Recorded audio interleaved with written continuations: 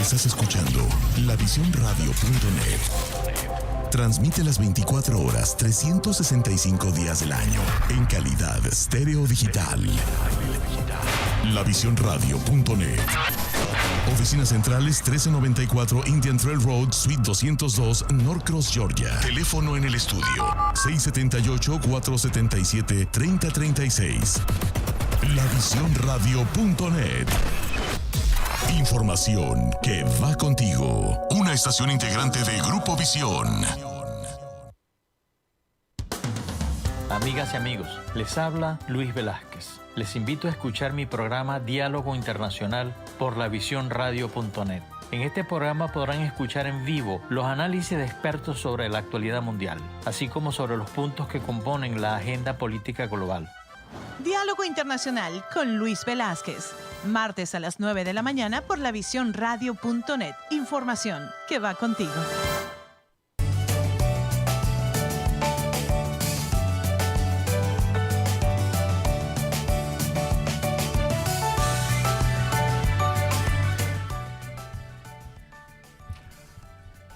Muy buenos días, amigas y amigos de lavisiónradio.net. Les habla Luis Velázquez.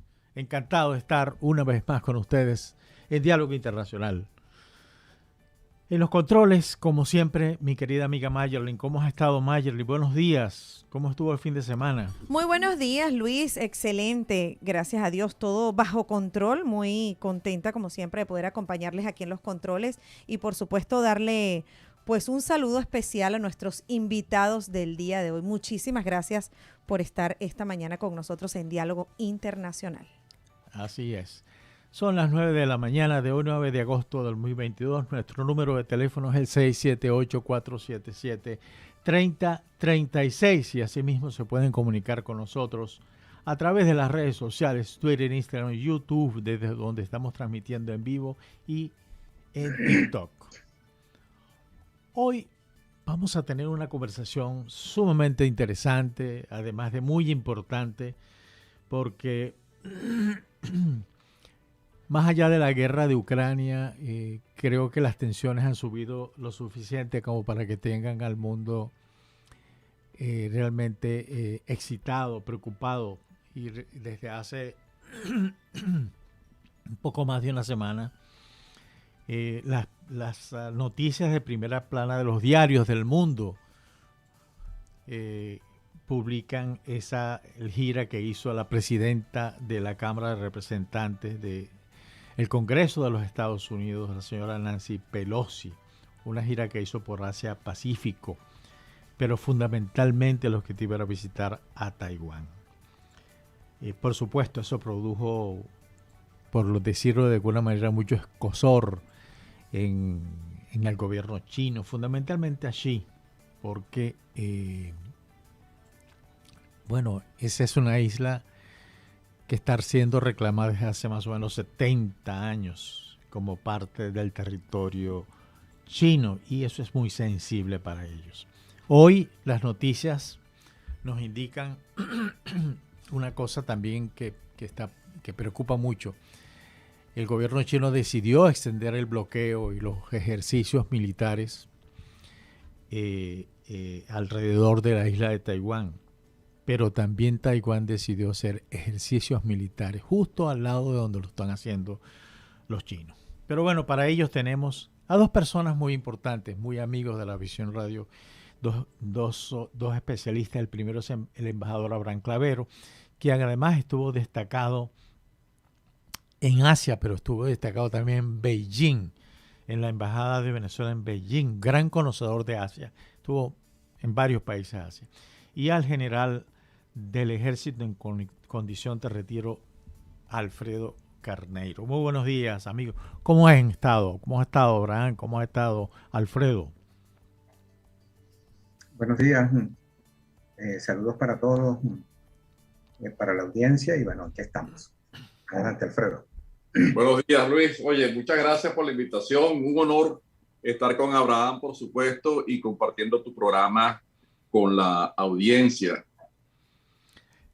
Sí, Esta es una situación, otra situación más grave para el mundo. Pero bueno, creo que aun cuando esto sucedió, esta decisión de los chinos de mantener indefinidamente el bloqueo y de Taiwán de comenzar los ejercicios militares, aún creo que la sangre no llega al río y creo que no va a llegar. Pero en todo caso, yo quisiera empezar con Abraham. Como yo los he dicho varias veces cuando yo era profesor universitario, yo siempre le decía a mis alumnos, hay un esquema muy sencillo para saber, para poder analizar un problema que y consta de 3 partes. De dónde venimos, dónde estamos y para dónde vamos. Pero el de dónde venimos me gustaría que nos hablara un poco Abraham Clavero. Bueno, Luis, interesante el tema que se plantea hoy por la cuestión de todo esto que ha surgido como consecuencia de la visita que realizó la presidenta de la Cámara de Representantes, la señora Pelosi, y que realmente pues ha alborotado el avispero, como dice. Hay que recordar que esta situación se viene viviendo desde el año 49, cuando, ¿cómo se llama? Las tropas de Chiang Kai-shek fueron derrotadas y ellas se refugiaron en Taiwán. Cuando comienzan las negociaciones para el establecimiento de relaciones entre Estados Unidos y ¿cómo se llama? Y la República Popular China,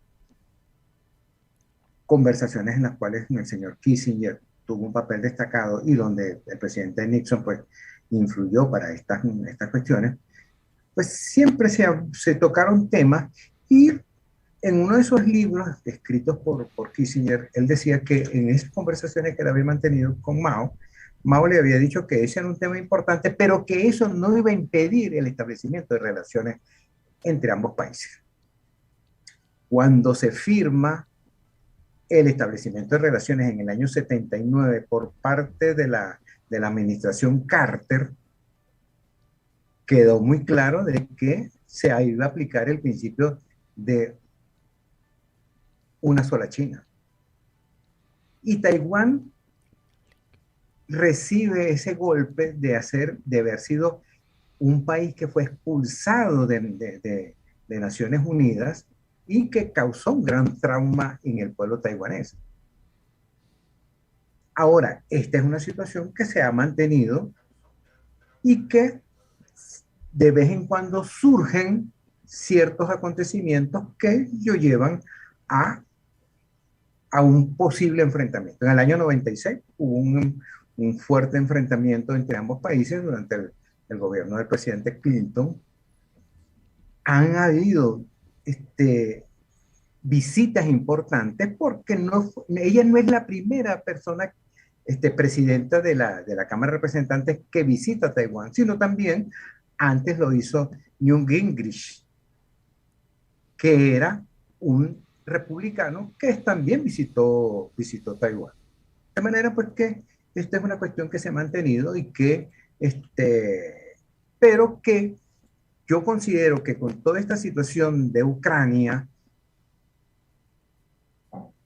¿cómo se llama? Ha tenido mucho más auge esa visita de la señora Pelosi a Taiwán, donde fue recibida por las más altas autoridades, comenzando por la presidenta, y que recibió inclusive hasta una condecoración. Lo que más me sorprende es que el presidente de Corea del Sur, en una actitud que me parece a mí un tanto cobarde, decidió poner como excusa de que estaba de vacaciones para no recibirla y solamente conversar con ella por teléfono. Entonces, ¿cómo se llama? Bueno, esta es la situación que estamos viviendo en este momento. Me parece muy valiente esa visita, aunque tiene sus pros y sus contras. Vamos por partes. Tiene sus pros y sus contras esa visita. Sí, esa es mi opinión. Realmente hubo muchas personas que se lavaron las manos en cuanto a esa visita por la preponderancia, sobre todo porque esos que, como decimos en Venezuela, guaminaron, webinearon un poco con cuando se decidió cuando se supo que la señora Pelosi estaba en Asia, entendieron el mensaje. Esta visita no es un capricho simplemente, es una respuesta de todo el establishment americano a la situación de Asia Pacífica. Es decir, los dos partidos que manejan el Congreso de la República están de acuerdo con eso. Y fíjate que el único que no apareció en todo eso fue el presidente Biden, es decir, se deslindó, pero en todo caso el mensaje quedó. Me gustaría saber la opinión de Alfredo. Alfredo, ¿qué piensas tú de todo esto? Por el lado de China, para hacerlo práctico y corto, por el lado de China esto es business as usual, porque China está todos los días en un proceso de demostración de fuerza alrededor de Taiwán. Y esto simplemente, a mí me gusta siempre recordar lo que tú dices para sentar precedentes. Entonces, para ello es lo de todos los días. Del lado de Estados Unidos las cosas son distintas. Mi opinión muy personal es que esta visita obedece a un mecanismo interno de la política de Estados Unidos para tratar de levantar la popularidad del señor Biden, que definitivamente es muy popular en estos momentos en Estados Unidos, y para tratar de afianzar un poco las posibilidades del Partido Demócrata con vista a las elecciones de midterm ahora en noviembre. Y la excusa que se han buscado, o mejor dicho, las acciones que se han buscado para tratar de levantar un poco esto ha sido, por ejemplo, la toma de la vida del señor al-Zawahiri y ahora esta visita de la señora Pelosi, que es muy bien conocida en China desde aquella vez en el 91 que sacó una pancarta apoyando a los de la plaza de Tiananmen.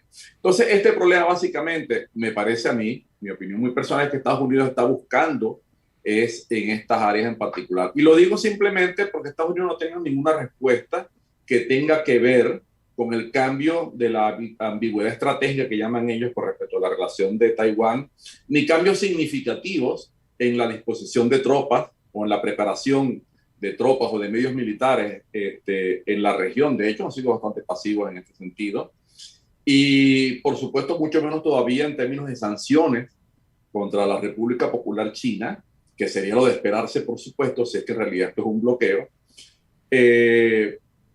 para de alguna manera responder directamente a la agresión. En realidad lo que se ha hecho es una especie de paripé en el nivel diplomático y de ahí no han pasado. Por eso que yo pienso que las cosas van más bien orientadas hacia lo interno. La misma presidenta Tsai de Taiwán se veía sorprendida por la visita de esta señora tan repentina, y de hecho se le notaba la incomodidad en sus declaraciones, porque es que Taiwán tiene una relación muy cercana con China. El 40% de las exportaciones de Taiwán van a China. Sí. Hay como 5.000 millones de dólares en inversiones directas de Taiwán en China. Mucho más, Alfredo, mucho más. ¿Perdón? Mucho más que eso. Sí. La industria petroquímica no es una industria realmente China.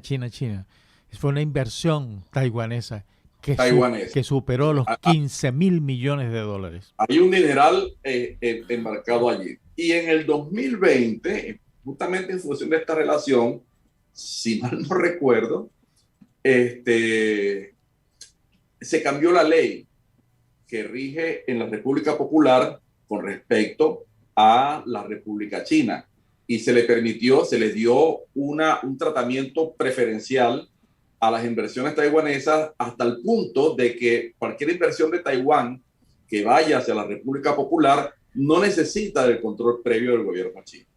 Así que yo creo que esto más bien va en el orden interno de la política en Estados Unidos. Y de hecho, a lo mejor lo hablamos después, si hacemos un balance de ganadores y perdedores, aquí quien ha perdido definitivamente es Taiwán.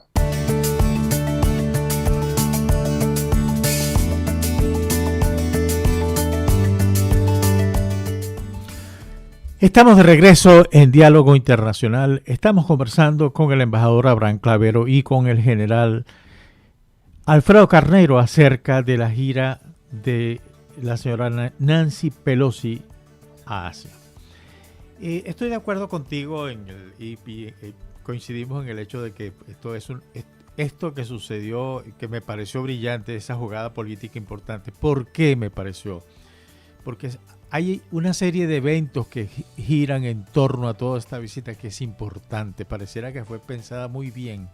Es que dentro de 2 meses se realiza nada más y nada menos que el Congreso del Partido Comunista Chino. Es decir, el Partido Comunista Chino es el Partido Comunista Chino con un gran poder. Y es el que quita y pone gobiernos en China. Y ciertamente a nivel interno no hay mucho. El señor Xi ha creado, como lo creó Putin, un montón de gente a su alrededor que se ha ido enriqueciendo, y eso pareciera que no ha caído muy bien dentro del Partido Comunista. Ahora, esta realización de la reunión del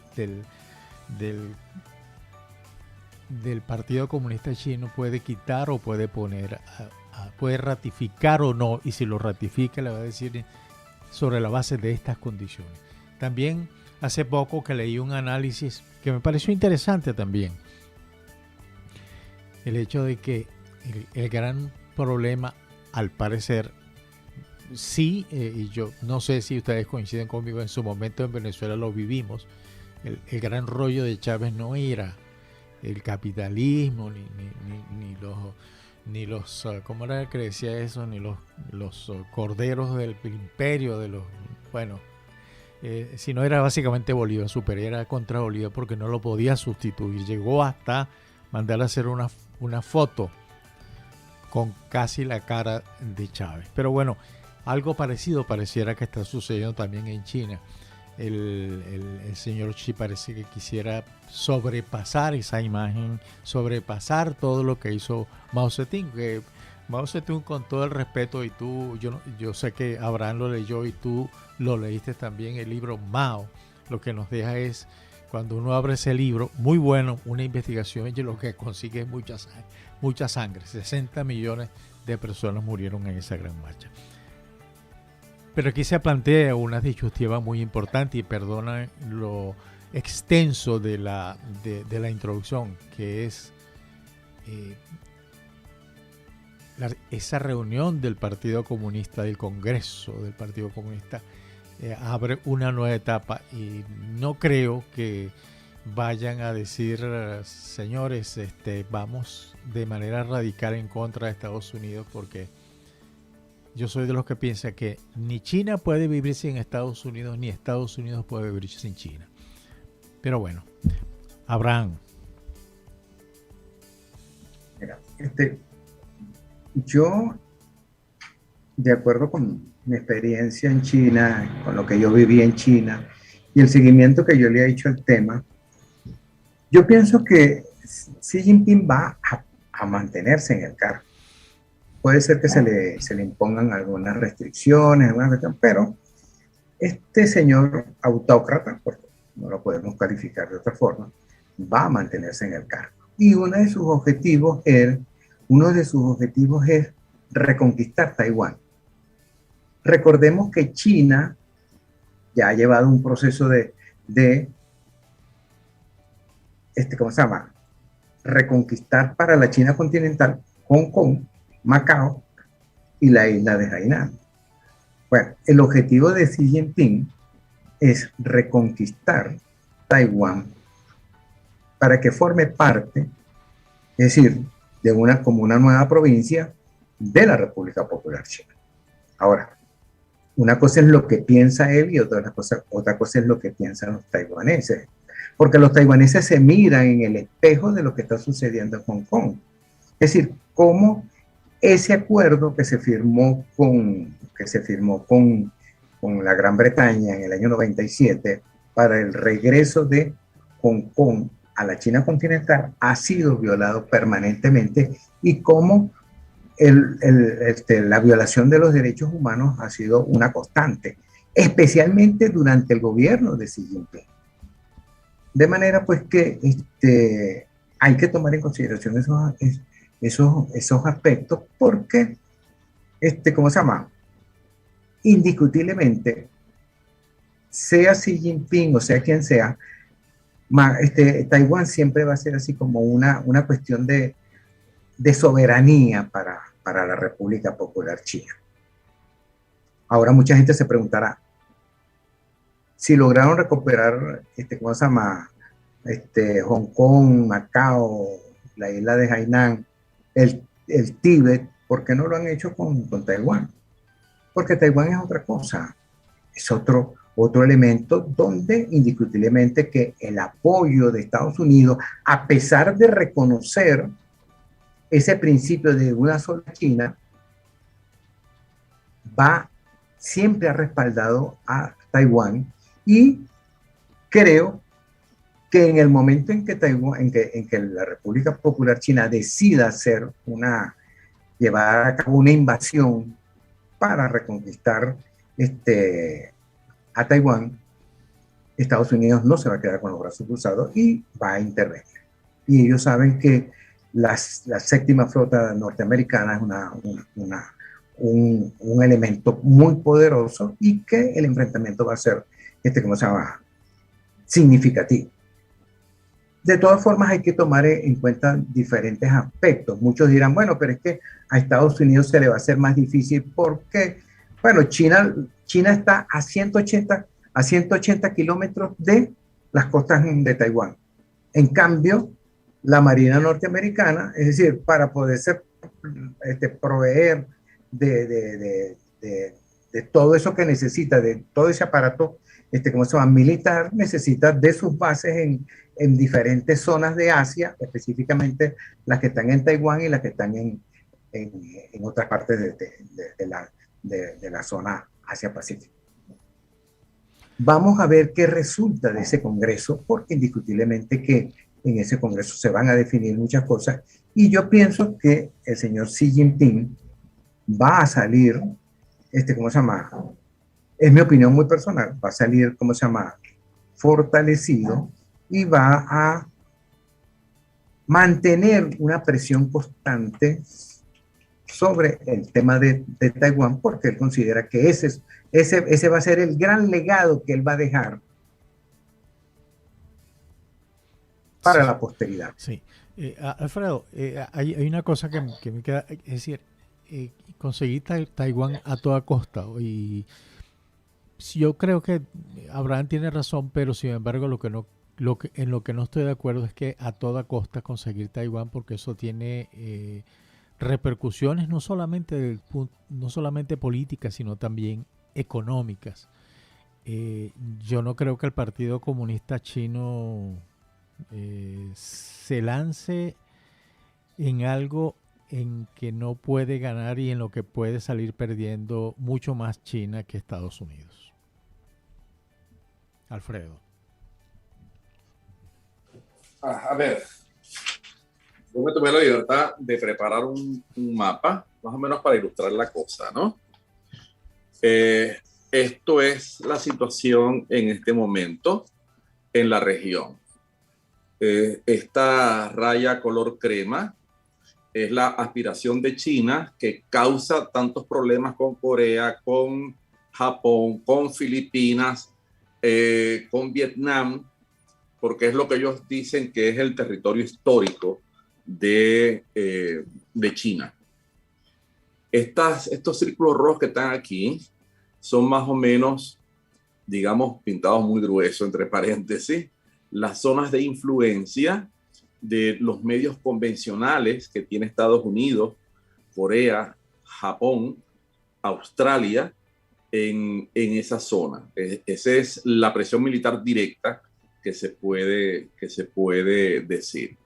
Fíjense que Taiwán articula lo que es el mar del este de China con el mar meridional de China. Es decir, es un fulcro básicamente en esta estrategia de dominar. también les recuerdo que la estrategia de Estados Unidos es justamente de dominar las aguas porque así tiene proyección hacia los continentes. Y eso es lo que está haciendo con China en este momento, desde el punto de vista de dónde venimos. Las bases principales no son las únicas.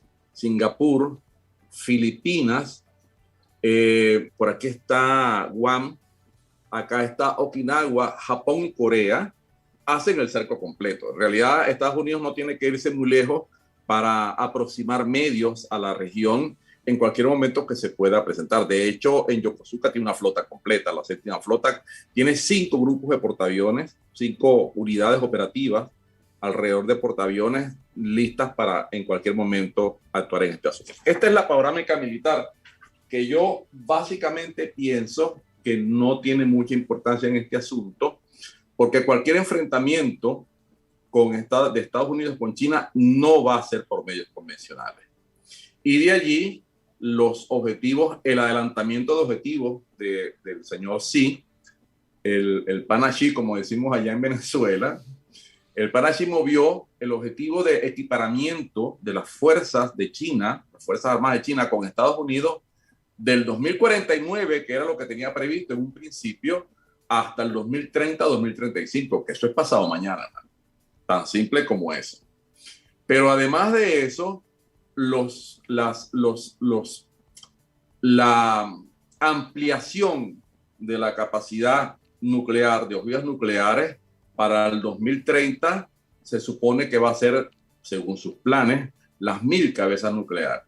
Hay un estudio que alguna vez leí en alguna parte que dice que con 100 cabezas nucleares ya desarticulas por completo un país. Estamos hablando de 10 veces esa capacidad. Porque lo que ellos visualizan es que si hay un enfrentamiento bélico, un enfrentamiento directo, no va a ser con medios convencionales. Así que, por otra parte, hay un tema que nosotros no entendemos de este lado de la cerca porque no es nuestra mentalidad. La forma como China maneja sus tiempos estratégicos es muy diferente de la manera como se suele manejar en Occidente. Occidente busca resultados inmediatos y en este caso no tiene mayor interés porque no ha forzado un resultado inmediato, y los chinos son gente de mucha más paciencia. ¿Cómo es que decimos allá en Venezuela? Te espero en la bajadita. Así es. Así que, sí, así es como están ellos en este asunto. No va a bajar la presión, no van a bajar las demostraciones, pero lo que sí es preocupante es la tendencia acelerada, creciente, del poder militar de China en la región y la actitud agresiva de China con todos sus vecinos en cuanto a sus aspiraciones territoriales. De hecho, ha desconocido, creo que fue la Corte Penal Internacional, una resolución que llevó, creo que fue Vietnam o Filipinas, para justamente denunciar esta situación de la militarización de las Islas Spratly y de las Paracel. No recuerdo exactamente el organismo, pero fue hace unos años y ellos olímpicamente lo desconocieron. Yo no reconozco a esa gente, a mí no me interesa ese tribunal. Nosotros llegamos hasta allá y nuestra línea de las 9 rayas, ahí está. La Corte Internacional de la Haya. La Corte Internacional de Justicia. La Corte Internacional de Justicia la Corte Internacional de Justicia. Claro, porque la Corte Penal es otra cosa. Se refiere a otro tipo de casos. Sí, pero yo considero, Alfredo, que tal como lo dice el presidente, como lo dice un experto como es Kissinger en su libro, es decir, China va a seguirse armando, va a seguirse preparando, va a seguir haciendo su desarrollo, armamentístico, pero a ellos no les interesa llegar a una guerra, a un enfrentamiento armado, porque es decir, todo ese proceso de su desarrollo económico se paralizaría ipso facto y eso traería graves consecuencias para la economía china, que en este momento es, si no la segunda, por lo menos está a la par con la economía norteamericana. Entonces yo pienso que ahí también tenemos que tomar en consideración ese aspecto. Sí. Vamos a una nueva pausa y ya regresamos. Estamos conversando con el embajador Abraham Clavero y con el general Alfredo Carneiro acerca de la gira de la señora Nancy Pelosi a Asia. Que se realizó recientemente. Ahora, una pregunta. Ya en esta última parte, hace unos días me preguntaban cómo va a terminar esto, ¿no? Y reitero que yo creo que fue una muy buena jugada esa visita, no solamente a Taiwán, sino al resto de Asia. Fue una gira relativamente larga, pero se hizo, una gira política bastante interesante. Pero sin embargo, la pregunta que nos llega es decir, en primer lugar, ¿esto ayuda a la preparación de un diálogo distinto entre Estados Unidos y China? Ese diálogo va a conducir precisamente a lo que yo no creo en todo caso en eso, pero a eso que llaman el nuevo orden mundial, en el que Rusia ya no sería un tercero en juego, sino que sería Estados Unidos y China, que por su desarrollo económico y por sus respectivas estructuras políticas bien diferenciadas, los que manejarían todo eso. Pero sin embargo, hay otras piezas que no se han jugado, por ejemplo, o que no se han movido, no jugado. Creo que esa no es la palabra, no se han movido. Los organismos internacionales han dicho poco o nada sobre lo que está pasando en Asia. Y eso no hace más que abundar en las opiniones que francamente las Naciones Unidas se quedó corta ante la realidad y que necesita como se dice en italiano, un aggiornamento pero profundo de lo que significa un Consejo de Seguridad sin ese veto, de lo que significa unas Naciones Unidas mucho más democrática, mucho más realista, mucho más integrada a un mundo que está en completo desarrollo. Vamos a comenzar con Abraham. ¿Hacia dónde vamos? Mira, yo pienso que desde la crisis de Ucrania, ¿cómo se llama? Naciones Unidas pasa por una crisis que realmente, pues, Naciones Unidas prácticamente no ha jugado un papel significativo en esa crisis. Ha sido un invitado más de cartón que está ahí y que realmente no ha desempeñado. Con respecto a lo que ha sucedido, indiscutiblemente que de la misma manera ni las Naciones Unidas en general tampoco han emitido. Me imagino que cualquier resolución que surja, China va a vetar esa resolución por ese derecho que tiene y porque considera que Taiwán es una provincia china. De manera pues que en ese sentido pues pienso que Naciones Unidas no ha intervenido, pero también Naciones Unidas le ha faltado iniciativa en ese sentido. Expresar, llamar a una actitud ¿cómo se llama? De entendimiento entre Estados Unidos y China en un momento tan tenso como viven las relaciones internacionales. No hay que dudar, no podemos dudar que esta visita de la señora Pelosi a Taiwán modificó significativamente las relaciones internacionales, no solamente a nivel de Asia, sino a nivel mundial, y que por lo tanto se necesita llevar a cabo un nuevo proceso de acercamiento y de entendimiento entre estas dos grandes potencias que son las que van a dominar el mundo de aquí en adelante. Rusia va a seguir siendo un segundón en todo esto. De manera pues que, ¿cómo se llama? Se hace indispensable, se hace necesario que Naciones Unidas, hacer una reforma en Naciones Unidas para que sea un organismo mucho más activo, mucho más participativo y que tenga una posición mucho más, ¿cómo se llama? ¿Cómo dice? Relevante en asuntos internacionales, cosa que no ha tenido lugar en los últimos tiempos y en las últimas crisis que ha enfrentado el mundo, llámese Ucrania y llámese la crisis del estrecho de Taiwán. Sí. Hay un elemento, Luis, permítame que me extienda un poquito, que nosotros no hemos considerado en esta conversación, como es lo que se conoce como el escudo de silicio. Hay un libro muy interesante escrito por Craig Addison que habla de la importancia del desarrollo de la industria de semiconductores que tiene Taiwán y que suministra alrededor del 70% de esos semiconductores al resto del mundo. Y se considera que en ese sentido China, ¿cómo se llama?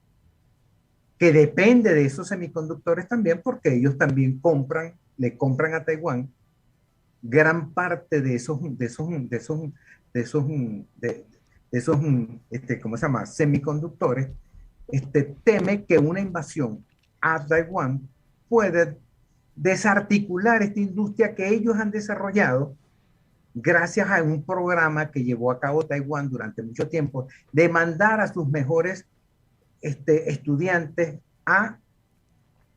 valga la redundancia, a estudiar a las mejores universidades del mundo y específicamente a las universidades norteamericanas, y en este momento ellos son los grandes suministradores de estos semiconductores que necesita toda la industria, desde la industria armamentista hasta la industria de los medios de comunicación. Sí. Gracias. Alfredo, entonces tenemos tensión, esto va a pasar y tenemos tensión por muchísimos años más, porque además las vertientes son diferentes y numerosas en todo caso. Tiene incidencias políticas a nivel nacional, tiene incidencias a nivel de política internacional, pero sobre todo tiene incidencias económicas y a nadie quiere que le toquen los bolsillos, nadie quiere quebrar. Es el caso, por ejemplo, de Europa con el tema de la energía, el tema de gas que provenía o que proviene de Rusia, que nutre a Rusia y les ha creado un grave problema, no solamente a los europeos, sino al resto del mundo. Ya lo sabemos los que estamos aquí en Estados Unidos, cómo ha subido los precios de la gasolina. Alfredo. El comentario de Abraham último es bastante relevante. Al punto tal de que fíjense que una de las exportaciones que suspendió de China continental a la República China fue justamente la arena. Esa arena que alguien puede decir, ¿para qué será esto? ¿Será para construir edificios? No, esa arena es justamente para hacer los chips de silicio. Ahora bien, no solamente Taiwán, los que están en capacidad de producir chips de 5 nanómetros son Taiwán y Corea. Los gringos, que son gente inteligente y miran más allá del horizonte, acaban de hacer un acuerdo con la empresa TSMC, creo que es la semana pasada, me parece, donde la empresa TSMC va a montar una fábrica ya en Estados Unidos, justamente para obviar contingencias que se puedan presentar allí. Pero no solamente eso, sino que Estados Unidos y Europa, y esta noticia es de hace unos 15 días, han dispuesto una cantidad importante de dinero para desarrollar este tipo de chips de 5 nanómetros que en este momento solamente producen esos dos países, Taiwán y Corea. Pero en el fondo también hay un tema importante, que es que esa tecnología está cambiando. Los chips ya no se van a hacer de silicio, sino se van a hacer de grafeno. La tecnología ya existe, lo único es que no es tan barata como hacerlos de silicio. Eso por ahí va bastante bien. Va progresando. Ese comentario de Abraham es importante. Ok, el otro tema. Vamos a ver. No estoy tan de acuerdo, en términos personales, por supuesto, solamente mi opinión, pero no estoy tan de acuerdo con la frase de que Rusia es un segundón. Rusia y China se alían por una simple y sencilla razón. Rusia tiene 6.000 cabezas nucleares y China solamente tiene 300. Entonces, dice por ahí el dicho que los burros se gustan para rascarse. Ahí se están rascando ellos dos. Por otra parte, China está en deuda con Rusia. Toda la tecnología nuclear y toda la tecnología espacial que tiene China fue de Rusia. De hecho, la estación Tiangong está hecha básicamente con elementos que vienen de la industria espacial rusa. ahí hay una integración bien importante en este asunto, porque es idea que los países vayan marchando juntos, porque China busca desesperadamente algún tipo de alianza que permita recortar la brecha tecnológica que existe entre ese país y los Estados Unidos y, digamos, eventualmente Europa, si algún día se decide hacer una nación importante con voz en este tipo de problemas. Eso por esa otra parte. Las Naciones Unidas, ya lo hablamos en la última reunión que tuvimos hace un tiempo para hablar de los temas estratégicos alrededor de Ucrania. Las Naciones Unidas se ha convertido en una burocracia que lo que hace es mantener un montón de gente y un montón de chiringuitos y no va a ninguna parte.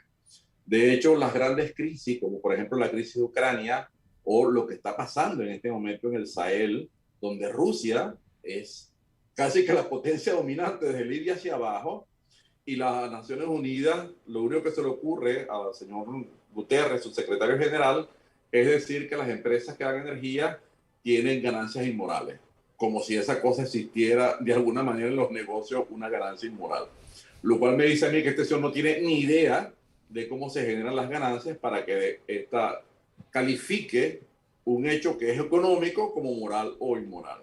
Pero esa es la única declaración relevante que él ha dicho en estos días, y es relevante por la gran ignorancia que demuestra que tiene un personaje de este calibre en lo que está pasando en el mundo. De resto no ha opinado en nada más.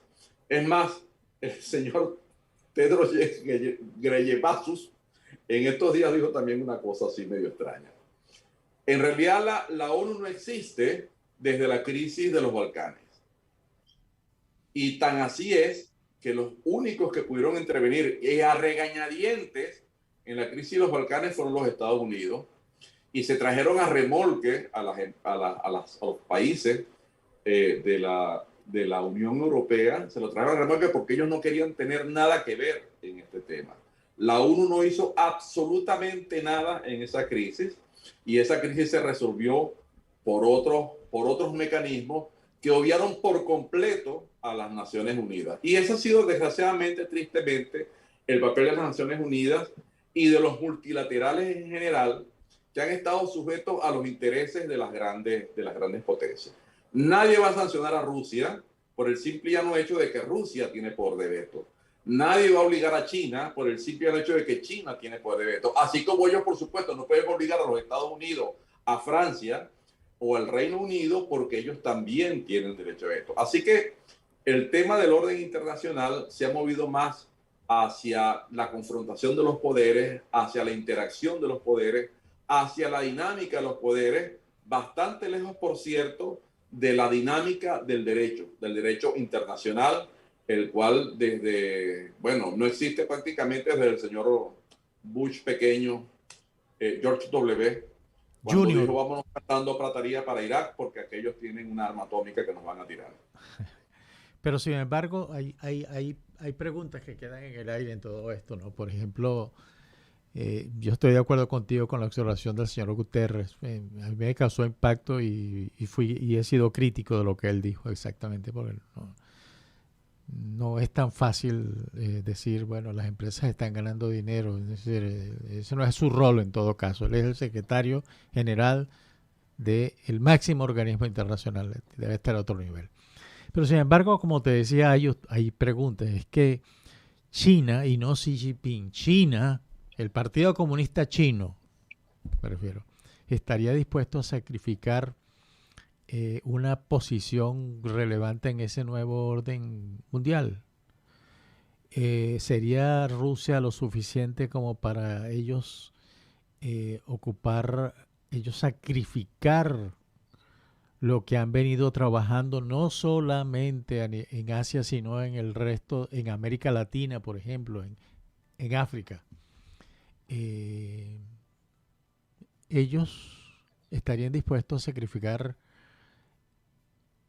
todo eso simplemente por identificarse con más que con Rusia, porque hay una diferencia entre Putin y Rusia, identificarse con Putin Yo no sé, yo no estoy seguro. Es decir, yo incluso no me siento en condiciones de decir exactamente no estarían o sí estarían.